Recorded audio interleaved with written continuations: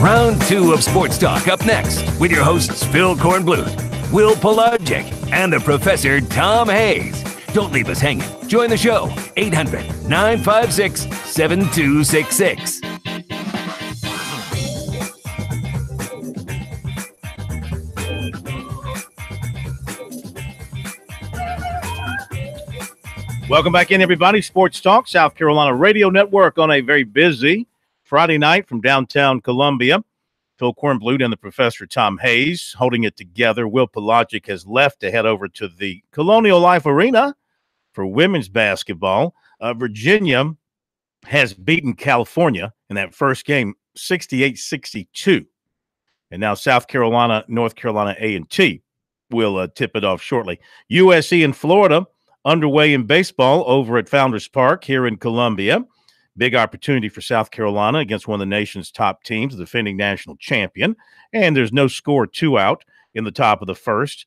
Up at Clemson, it's still NC State 1 and Clemson nothing. At the end of 2, the Tigers have left a pair. They've had 3 hits, but they've also committed an error, and they gave up a home run in the first inning. So a couple of things that Monty Lee talked about last night, how to avoid giving up the big hit to Kinnaman. That didn't work, and he also talked about how well they've been playing in the field, but they've committed an error already. Now, early in this one, they trail NC State 1-0 going to the third inning. It is time now here on Sports Talk to do something that we all love to do, and that is close our eyes and dream of making birdies, only to be having the nightmare pop in of making bogeys and double bogeys. It's birdies and bogeys around South Carolina with the one and only George Bryan III, the 3 standing for, of course, 3 handicap. Wrong. Absolutely wrong. -3. That should be -3 handicap. Technically in golf, they call that +3. And although I'm not quite playing to that, but if I practice and then if we work together on our radio games, it's kind of like what you mentioned earlier. I mean, Phil, you're talented enough. You just hit the delete button. It's kind of like hitting a jet. You get rid of those bad thoughts. Yeah. And yeah. If it were only that easy, but the mental part of golf, of course, is probably as important as the physical part, if not more so. Just how you handle things on the golf course, how you handle things shot to shot. That's something I've never been able to master. Well, but you're still young. And your radio game is unbelievable. And I love Bob Rotella's definition of golf genius, and it's the ability to exercise logic, but also illogical ideas when it's convenient. So, Phil, I mean, you can turn the game in any direction you want if you decide. Yes. Well, listen, let's talk about Doc Redman for a moment. What a day, what a weekend for him. He's going to make the cut at the Arnold Palmer Invitational. He goes even par for his 2 rounds. That's the kid, of course, that won the U.S. Amateur, and to get out there and play with the big guys and to be playing on the weekend as an amateur, first time out, it's pretty cool. I'll tell you what, most people have no idea how hard that golf course is, but really how hard it is to make a cut. And just if you're making the cut on the PGA Tour, that means that you're technically in position to win the golf tournament. It's done quite a bit now where players barely make the cut, make it on the number, and either contend or win.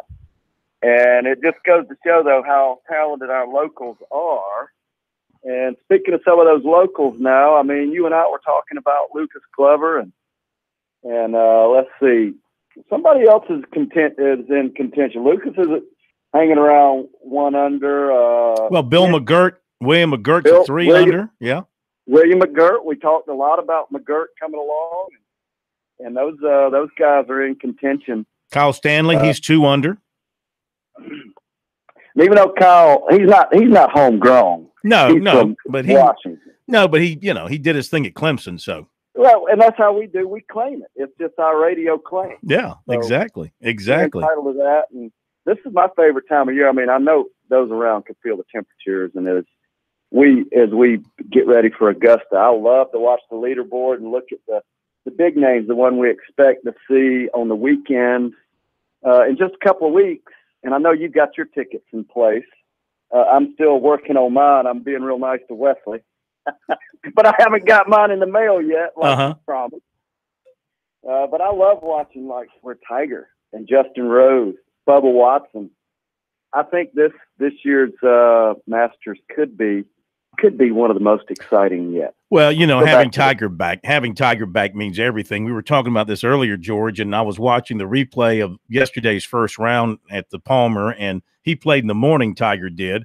And, I mean, I don't know what the number was of people in his gallery, but it was lined up and down, you know, the fairway he was on and the adjacent fairway, and the greens were 5, 6 deep around the greens. I mean, he is golf, and he's the guy that people want to see. I wonder how the other pros feel about the fact that they're basically ignored by the media and by the fans when Tiger's on the course.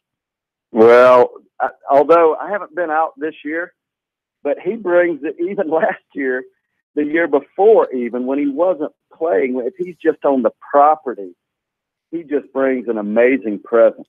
And part of what I think is happening, and I can't wait to get out and kind of feel it and see it, but some of the bigger names, some of the folks that do carry a lot of weight, the Dustin Johnsons, the Rory McIlroys, they're loving it, because now Tiger's a show within a show, and they have a little more peace.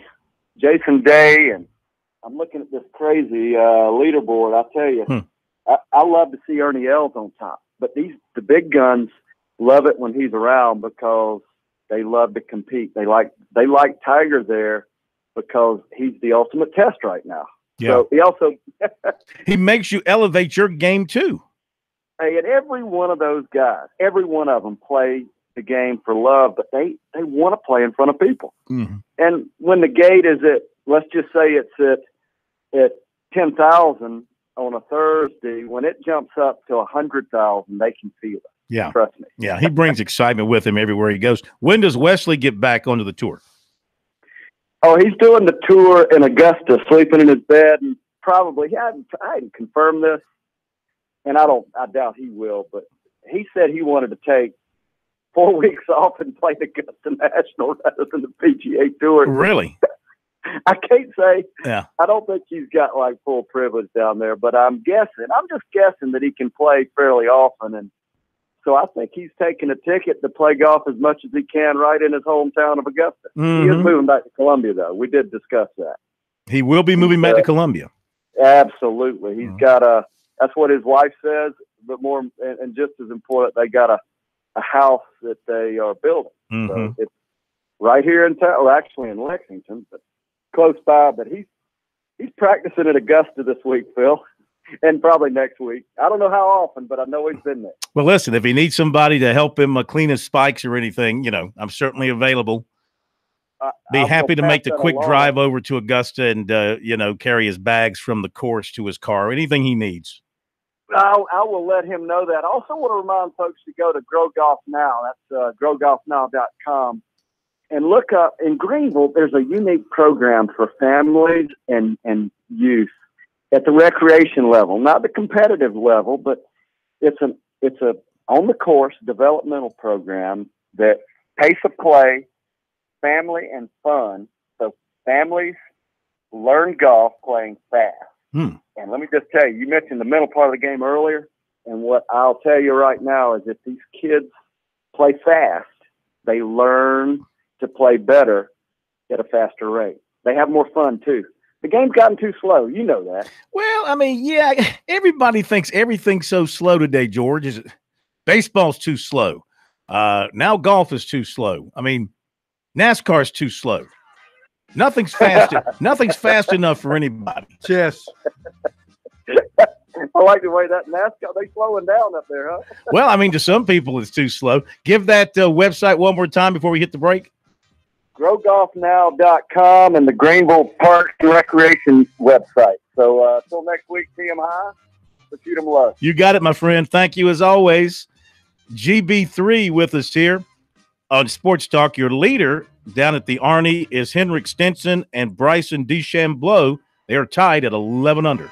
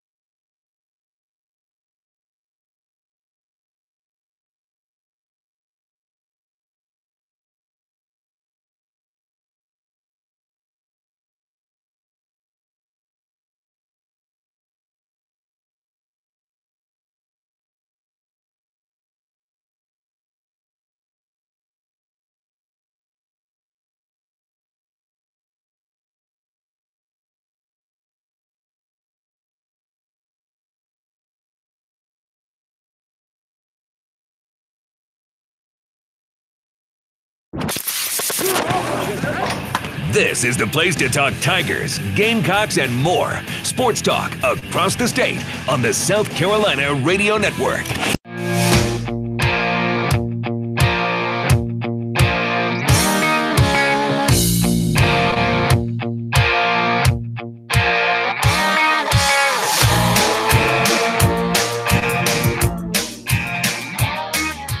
All right, let's update some things for you. NC State 1-0 on Clemson. Bottom of the third, 2 men are out. Tigers with 3 hits, no runs. State with 3 hits, 1 run. That was a homer by their outstanding hitter, Kinnaman.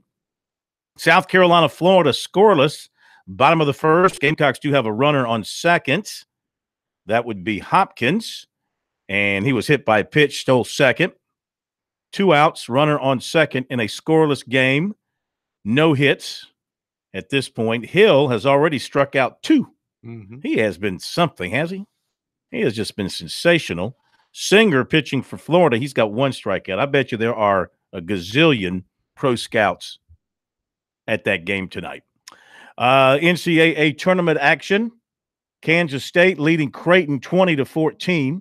5:53 to play in the first half. If you're just joining us, West Virginia was a winner. Nevada was a winner in overtime over Texas. Texas A&M beat Providence. Purdue easy over Fullerton, but they lost one of their key players to an injury. The big man, Haas. Marshall, this is the prize of the day, probably a 13-4. Marshall beating Wichita State. Dan D'Antoni, of course, former coach at Socastee High School for all those years. Brother Mike is head coach of the Rockets. Dan spent some time. You know, when Mike D'Antoni was the head coach of the Lakers, I think Dan was on the staff out there, wasn't he? Yes, he was. It was strange. I think he's been on a couple of his staff. Yeah, it was strange to see those two. Those are good guys. They're West Virginia guys. And, he went back home to take the Marshall job after his time in the NBA, left high school, left Socastee, was integral in starting and developing the beach ball at Myrtle Beach, the Beach Ball Classic. He was a part of that from the start.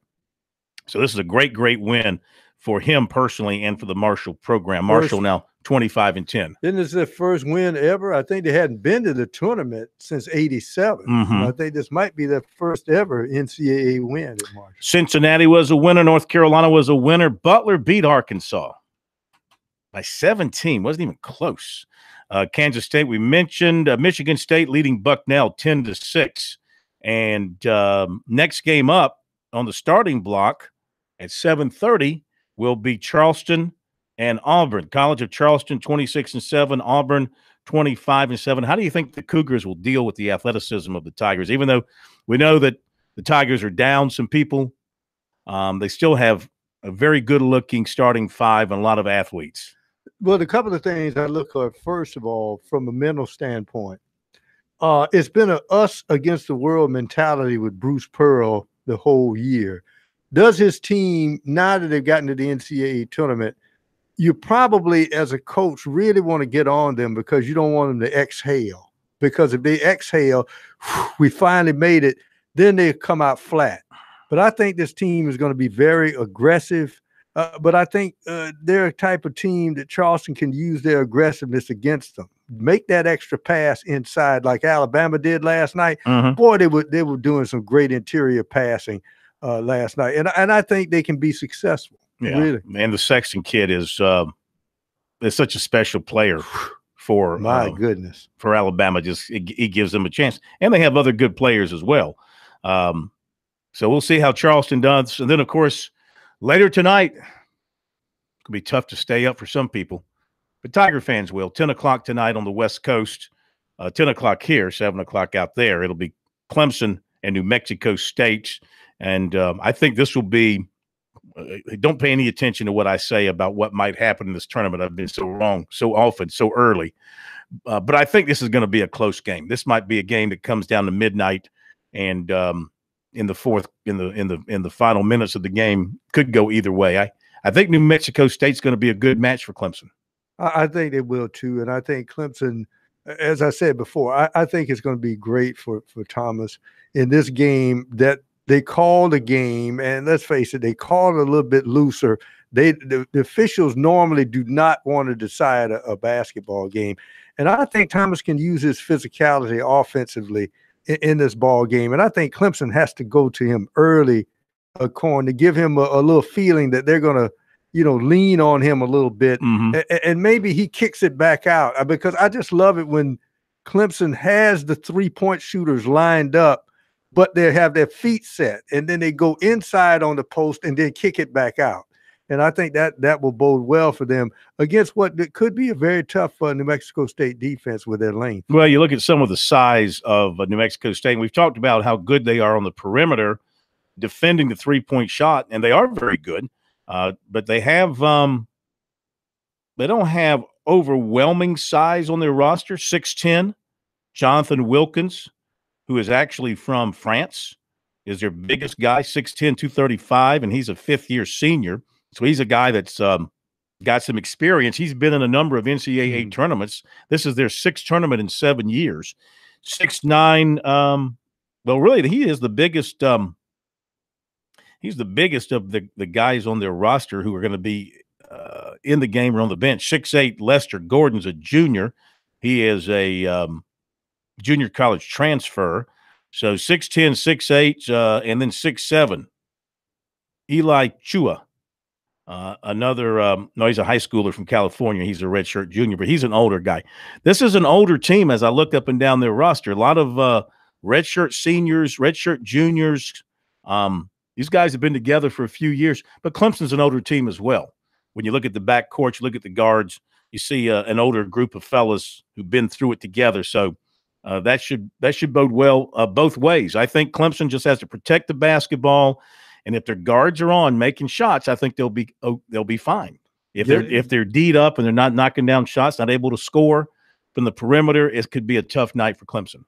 Keep it close. If you get a lead, all well to the good. But if you keep it close, because New Mexico State, it's always an adventure when they go to the free throw line. You won't mind putting them on the free throw line late in the ball game. All right, South Carolina's taking a 1-0 lead on Florida at Founders Park. It was Tolbert singling up the middle, scoring Hopkins, who had reached after being hit. He stole second. He scores on a 2-out single by Tolbert. So 1-0. Small ball. How big do you think this series is for Mark Kingston? I know it's just the first SEC series, but South Carolina is not used to being out of the national rankings, not used to having 5 losses this early, not used to having an RPI of 150-something, which I know will change as they play their tougher part of the schedule now with all these SEC games coming up. This is not what Gamecock fans are used to from their baseball team. First, play well. That's the key. Play well. Don't do anything uncharacteristic. I think last year some of the struggles were they were pressing. Play relaxed, play your game. For this game, Mr. Hill, there's your run. Yeah, but you cannot. You talk about pressure. You're putting all kind of pressure on him. Yeah, I know. You're asking him to pitch so perfectly. When you got your ace, you say, there's your run. Go with it. But the key point is, I think it always a team gains confidence, especially early in a ball game, when you steal a run. They played small ball. They got a guy hit. Hopkins steals second, 2-out hit. Those 2-out hits seem to fuel players. So I think that was a big key early in this contest. All right, up at Clemson, let's see if anything's changed there. No, Tigers are still down to NC State. They're in the top of the 4th, 1-0, and 2 are out. Pitching for the Tigers is Hennessy. And except for the home run, he has pitched extremely well. He has struck out 7 as they play in the top of the 4th with 2 out. Now they're going to go to the bottom of the 4th. He has struck out 7 already. He's allowed just the 1 earned run, 3 hits. He has walked 1, and he is trailing 1-0. So Clemson has 3 hits. Davidson, Wharton, and Bird each have looks like each have singles, but the Tigers have not been able to take advantage of those runners. I'm still wondering about that home run, though. Phil, it's hard to see a guy who hits for power swinging at the first pitch. They normally don't do that. Maybe he went against type against Clemson's pitcher and said he's going to try to groove one on this first pitch. I'm not going to take this one. I'm going to go for the first one. All right, we'll be right back. Going to catch up with Monty Dutton, the full Monty on NASCAR coming up.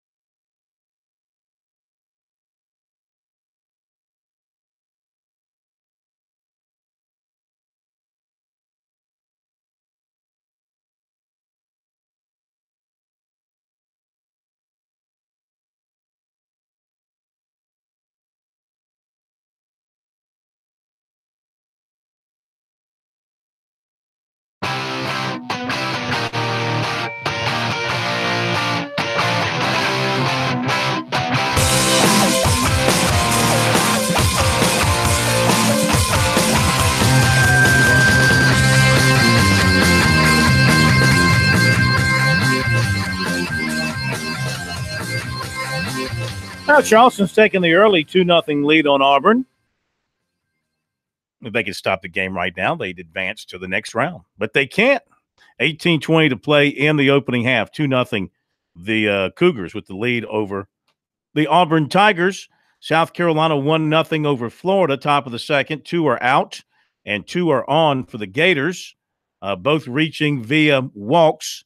And Clemson, NC State, still NC State, 1-0 on the Tigers.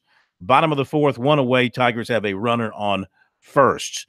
Time now for a look at NASCAR on this Friday night. We welcome in for the full Monty on NASCAR, Monty Dutton of MontyDutton.com fame. And they are flying around the track at Fontana in practice today with Kevin Harvick hitting 189 miles an hour. And qualifying is, I think, just getting underway. So once again, it looks like Harvick's going to be the guy to beat, even though this is a place where Jimmy Johnson usually wins. Well, what they're actually happening in qualifying field is sort of ridiculous. This is half the cars have not gotten through inspection for qualifying. And so out of only 22 cars attempted qualifying runs, and 24 are supposed to make it to the second round. So everybody else, and I think that I think that Jimmy John, I think the whole, it's not the whole, I think the whole Hendrick stable isn't there. And Trent Boyer was second in practice today, and he didn't make it through. And what happened in the first round was Harvick went out and set a track record. And then no one else went out and qualified until it occurred to them that there weren't enough people for them to not make the second round. So some cars went out and ran fairly decent. But a number of cars just went out and just dawdled around just so they would be in the second round of qualifying, where presumably they'll actually try to go fast. And so it's really, in my opinion, it's sort of something out of a Peter Sellers movie or something. Yeah. Now, is this the first? Inspector Clouseau is running the garage. Is this the first weekend we welcome back the Bush Pole, or is that next weekend? This weekend. So this weekend they're calling it the Bush Pole. Oddly enough, Kevin Harvick's car this week sponsored by Bush. Oh, well, that fits. That fits. Speaking of sponsorship, was this a complete surprise that Lowe's is not going to return to the 48 car next year? Well, it wasn't a complete surprise because I guess they hadn't announced they renewed. But, yes, it's a surprise. And I actually, that's the only sponsors Johnson's ever had. They've won 7 championships. But I think before you start getting crashed, there are a lot of, there's such a thing in business as feeling like this program has run its course and you want to divert funds elsewhere. And it often sort of surprises me in racing how someone like Budweiser can sponsor somebody for years. Mm-hmm. And then if they decide to take a break, it's people like, well, I'll never buy Budweiser again. And I think to myself, well, I bet if it's on special. You will. But it's, but I mean, I think Lowe's, hasn't won a championship in over a year. but he isn't doing well. But he, legitimately is slumping. So, maybe they're not ready to take a rest in the, the perennial champion role, and maybe they've decided that maybe they've, I can't speak for them. Yeah. And I'm sure if I did speak for them, they deny they said it. but these things do run its course. Of course, the Daytona 500 is I heard back then that Bush was going to be on Harvick's car for several times, but the Daytona 500 did not have one car that was sponsored by a beer company. Isn't that amazing? That is strange for NASCAR. The bread and butter of NASCAR. Yeah. So what's the early talk about where Hendricks will go for a sponsor for the 48? Well, these things happen from time to time. I don't think there's much. I think it's sort of like everyone's so breathless that Lowe's is leaving Johnson that no one's even got around to, well, who's next? And so, I think it's, probably people just hadn't gotten out from under their workload yet enough to deal with it. Yeah. Mm-hmm. Mm-hmm. Of course, you know what happens now. There's the panic reaction that people say, boy, this is certainly a bad sign for NASCAR, a sport that's already under intense financial pressure just to operate because it's such an expensive sport. And, the talk about declining TV ratings and declining attendance, et cetera, the same old stories we hear every year now. And now you see a prime ride like this lose a big-time sponsor. It's just another worry flag that goes up for NASCAR. Well, I've had this feeling for a while that there's a certain level where there's been a tipping point because NASCAR has done, quite possibly by tinkering so much, a tipping point means that for a certain period of time, nothing you do will work because you've just declined in the public consciousness, and I think that when that happens, you just have to go to work, try to survive, do what you can, and wait for the next time it becomes fashionable. Maybe it takes a while to develop young drivers who are colorful personalities and people can live vicariously through them. Maybe someone like Darrell Wallace becomes that person, or maybe Kyle Larson, or you just have to have people in a period where all the familiar names are, except for Kevin Harvick, seem to be in decline, and all the young drivers haven't established themselves yet. And so the fact is that NASCAR still acts like a whirling dervish in the way it runs the sport. But I really think that at some point they've just got to settle down and, build a foundation again. Yeah. Yeah. I don't feel like this is this. In some ways, they keep saying, well, we'll hype things up. We'll make the sport more exciting. But you can't do that till you get people to flip on TV again. People have gotten in the habit, instead of going to races, watching on TV, instead of watching the whole race on TV, watching the last 30 minutes. And other sports have had that. How many times 15 years ago did you hear people say, well, I only watched the last 5 minutes of NBA games? Mm-hmm. You don't hear that near as much now because there's some vibrant new life. But I think we're all getting accustomed to living in a society where there's about 100 things to do, and we do 3 or 4 of them at one time, but there's not as much room to go around. I mean, the pie is so much larger and the pieces are so much smaller that everybody feels that to a certain extent. Well, even something as popular, we talked about this earlier this week, for whatever reason you want to point to, where it was televised or how many people are watching or whatever, but the Selection Sunday show, which has always been a staple for college basketball fans on Sunday afternoon to kick off March Madness, to sit down and watch, and they watch by the millions, it's losing chunks of audience as well. So, I mean, NASCAR is not alone in dealing with the slide in terms of the TV ratings. But real quick, before we let you go, so Harvick looks very fast once again when they get around to qualifying and all that. Gosh, is he going to win again, staying out of trouble? Is he just going to go out there and run away from everybody? Well, it's very uncertain right now because of this qualifying and the fact that cars are not being improved in inspection, or the ones that didn't pass inspection not going to be as strong on Sunday because whatever they were doing, they won't let them do. I mean, there's a lot of uncertainty, but it seems like the only thing that's not uncertain is the Harvick's really fast. Yeah. Yeah. Right now, Joey Logano, they have gotten qualifying rolling, and now Kurt Busch has jumped to the top as they are going through the first round, 186.853. Monty, as always, we appreciate it. Have a great racing weekend. We'll talk to you next week. Thanks for not saying I couldn't pick Harvick. Yeah. You're welcome. Monty Dutton, the full Monty on NASCAR.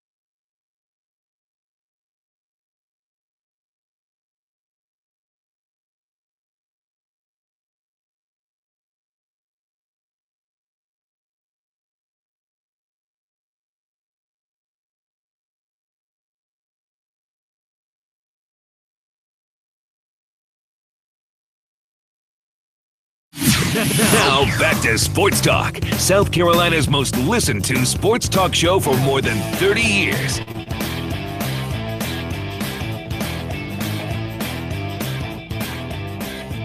Coming up, we'll update the baseball scores for you, the basketball tournament scores as well. We'll get a live report from the Colonial Life Arena where USC women, they are underway in their game tonight, so stay tuned for all of that in just a moment. Want to remind you that about 2.5 million children and adults suffer traumatic brain injuries every year. March is Brain Injury Awareness Month, and to learn more and to help the Brain Injury Alliance research, educate, and advocate for survivors of brain injury, please visit www.biaofsc.com. That's biaofsc.com. Let's go over to the CLA in downtown Columbia. Virginia has already won to advance to the second round tomorrow on Sunday here in Columbia. South Carolina taking on North Carolina A&T in the second game. Will is there. Will, it sounds like USC has its hands full tonight. They don't, Warren. They're up 15-4 right now. 4:40 to play in the opening quarter. They started out on a 10-0 run. 3 threes made by Bianca Jackson, Asia Wilson, 1 of 3 field goals, and 4 free throws as well to lead the Gamecocks. Wilson, by the way, making her first start since the 22nd of February. That's before that game against Tennessee that she did not play because of vertigo. And she also came off the bench, as you remember, in the SEC tournament, the 3 games that South Carolina won in Nashville over Tennessee, Georgia, and, of course, the previously undefeated Mississippi State. Right now, Ty Harris at the free throw line with 4:27 to play. 17-4 is the score. Early going, first quarter. Again, as you mentioned, the winner of this game takes on Virginia, who defeated Cal 68-62 in the game previous to this. Yep, sounds like it's going to be a walk in the park for USC. It's just one of those games where you want to get through it and not get anybody hurt. Kind of what it is, Warren. It's no offense to the folks at North Carolina A&T, but Cinderella is a lot harder to come by, especially in a tournament like this one where you do play it on campus sites. It is obviously a very pro USC crowd. Most of the lower bowl is filled, if not all of it, and even some of the upper bowl also is well filled. So they have a pretty good crowd, and again, very much clad in garnet crowd.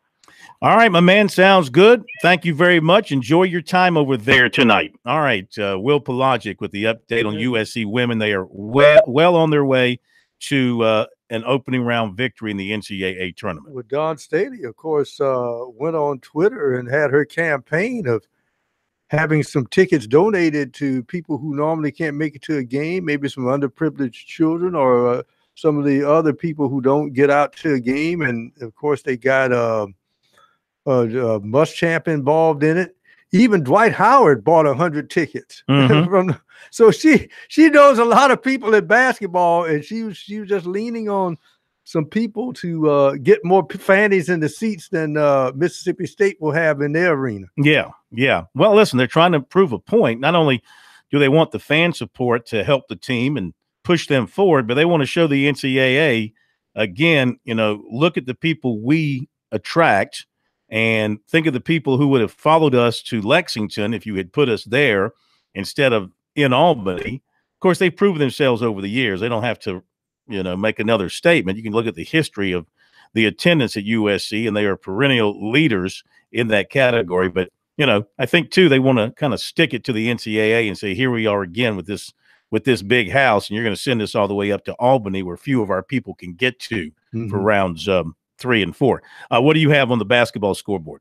It is now 10-10 in San Diego, Auburn and Charleston. It just feels like this is going to be nip and tuck. Last guy with the ball 5 seconds ago is going to win it. Yeah. I just have that feeling. By the way, NC State has just put up a crooked number in the 5th on Clemson. It's 3-0. 3-0 NC State. They've gone to the bottom of the 5th, and let's see if anybody did anything long. They had a sacrifice fly and a single up the middle. So Kinnaman's homer in the first, the only extra base hit from that standpoint. 3-6-0 for NC State. They've left 5. 0-4-2 for Clemson, and they have left 2. South Carolina with a 1-0 lead on Florida still. They're in the bottom of the 3rd, and it's 1-1-0 for the Gamecocks and no hits or errors for the Gators at this point. Checking on Adam Hill.